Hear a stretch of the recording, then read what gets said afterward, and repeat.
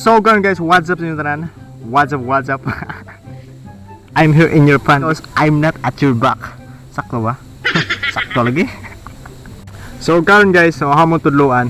So kung usaon ka na mura kag bright paminaw sa bugo ka. So paminaw lamas ang itudlo ha. So una nimong buhaton guys, kanire gamita. Tulo ka words. Use these 3 keywords. So kaning tulo ka words guys, mao gani ang basically, technically ug ang totally. Siyempre usaw man na gamit. So ingano ni gamit oh. So basically yung lakaw imo kauban ay ang barkada. Technically nagkita mo sa agianan. Totally wa ka tagda. Oh di ba? Mura ka pampugo pero bright paminaw. So dapat next na tong example.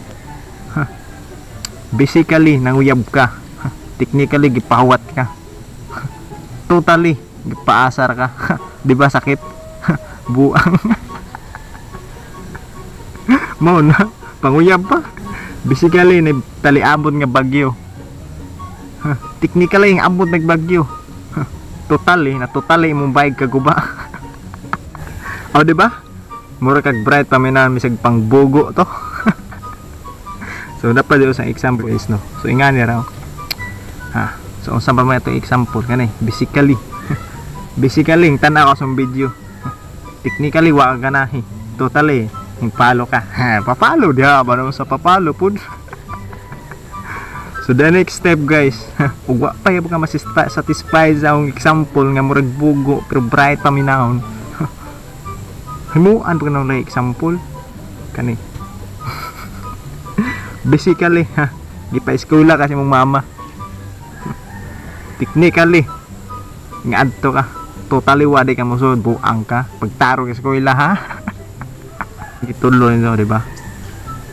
So usaon ka nang mura kag bright paminam sa bugo ka. So ingana man na. So gamitan na tong basically, technically ug totally. So mura tulo ka words. Dali ra kaso di ba? So ug nabitin pa gani mo maghimo na po taglain example sunod ha. Moro ni akong istorya karon. So moro yung gustong ipahiwatig. Buang di na mahuman.